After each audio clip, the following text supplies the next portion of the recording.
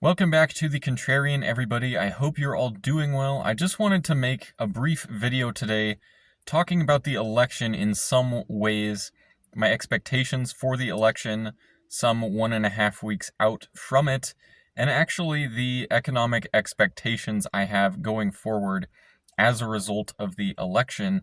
Maybe talking about likely scenarios, what I do expect to play out as a result of it. And first off, talking about the election itself, I want to make it clear that even though I made a video about a month and a half ago endorsing former President Trump for the elections this year, I try to have my overall expectations be, not skewed by what I would prefer to have happen, but I want it to be, what I think is likely going to happen. And even though I do personally endorse former President Trump this year, I do think it's most likely the case that he walks away the winner, November 5th of this year. And I actually do think it could be a fairly decisive win for him. Why do I say this? Looking, 2020 and 2016, you just don't see the level of support that Trump has this time. And I think to a large extent, it's just the degree to which so many people have woken up in the last 4 years or in the last 8 years, COVID and vaccine mandates and, gender craziness and whatever else has maybe woken up people here and there, or, the economy and everything like that.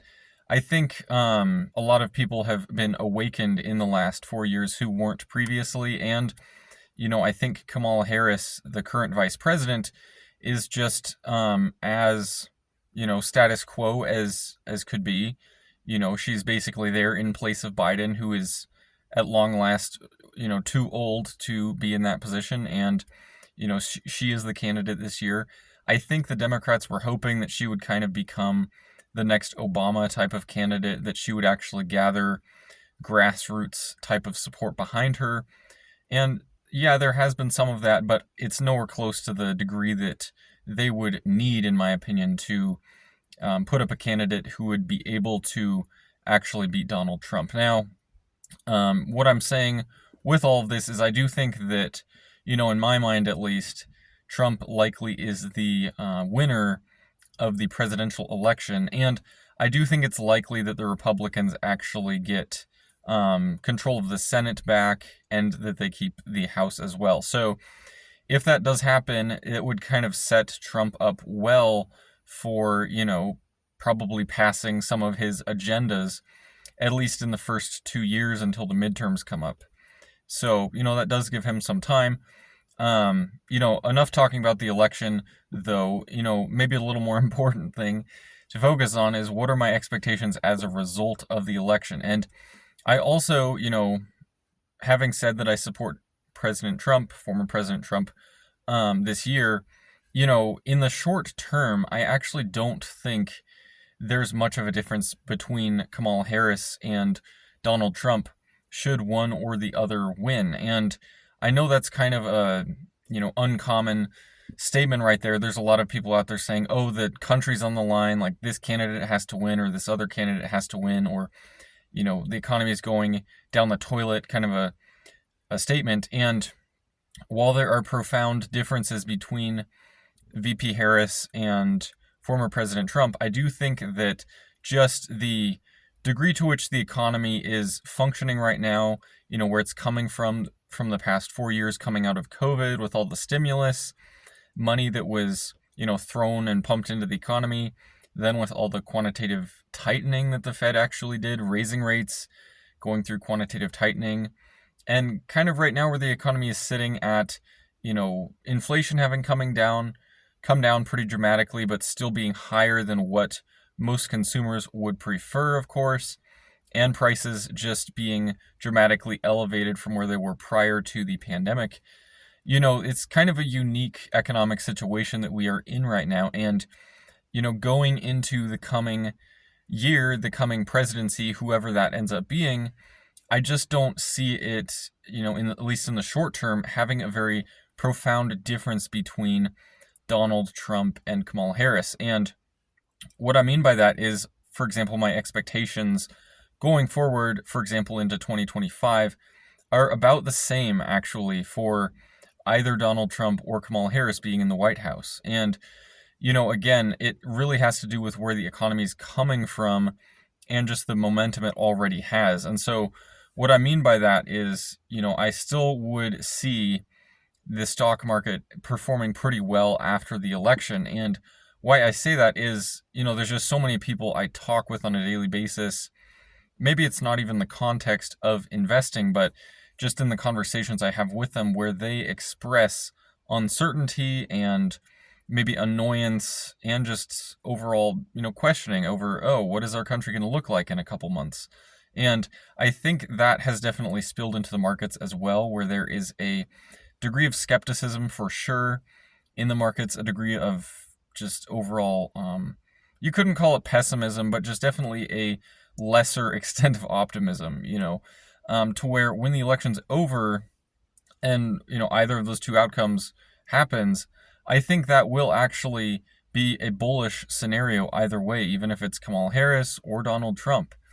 I think investors are going to say, okay, now we can actually look and, begin to price in what the upcoming administration might do, whether it's Kamala Harris with a lot more maybe generous stimulus type of programs, but on the other hand, Donald Trump is going to spend very heavily as well, probably in different areas than Kamala Harris, but they're both going to be heavy spenders. And so I think irregardless of the winner, the result is going to at first be seen as being bullish by the market as a whole. And, perhaps with rates, it might look a little different, but at least in the stock market, I think the reaction is probably going to be fairly similar between a Trump victory and a Harris victory. Now, of course, across the different industries, you would see different reactions. And actually, the energy industry would probably sell off pretty dramatically if Trump wins, because, of course, he is going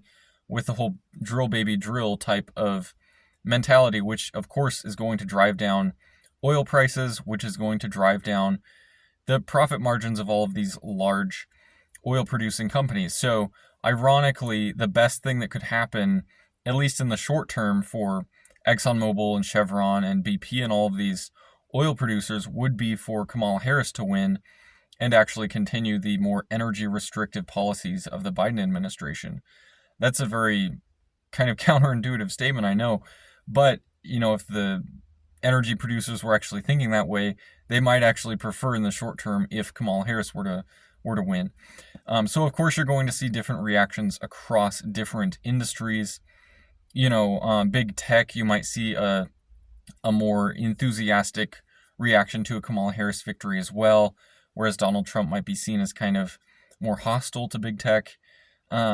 So across different industries, you can see different reactions, I expect, but the overall reaction, I believe, is going to be bullish. I could paint a very bullish case personally for either a Kamala Harris win or a Trump win. Not in the long term, but at least in the short term, I could say, okay, yeah, with a Kamala Harris win, she's going to continue a lot of the, spending programs that Biden has as well. Maybe she does end up, being slightly different than what his administration is, but could just assume that it'll be about the same. So that's kind of a bullish backdrop for stocks. Inflation might stay a little higher just because the energy component is still probably going to stay elevated under her administration, whereas Trump, yeah, energy prices are going to come down dramatically. Inflation might come down a little more under him as well. But again, he's going to be a very heavy spender. He's going to encourage Congress at least to do that. And so, there's a very bullish backdrop for him as well. So as crazy as it might sound, I don't see very profound differences, at least, in the first few years of their presidencies, with either of them happening. Now, in the longer term, there are definitely, trickle-down effects or just prolonged effects that either of their presidencies will have that will have, bigger differences, I would say. And, I'm not going to really delve into that now, but In the short term, I don't see that big of a difference. I do see, probably a landslide victory for Trump, and at least the Republicans gaining a slight majority in the Senate and the House. I do see that as probably the most likely scenario. And of course, the polls aren't really indicating this. But in the other hand, you look back to 2020, 2016, the polls were actually very heavily favoring Clinton and definitely favoring Biden in 2020. And looking right now where they're neck and neck, you could argue, okay, if it was Clinton, +7 or +8 back in 2016, now if it's neck and neck, maybe Trump is actually doing a lot better than what the polls are indicating. I don't know what the situation actually is there with the polls, but that's just my personal view, expectations. I would love to know what all of you think about this in the comment section below. Expectations for the elections. More importantly, what the effects of them might be. I'd love to know your comments, and I hope to see all of you again at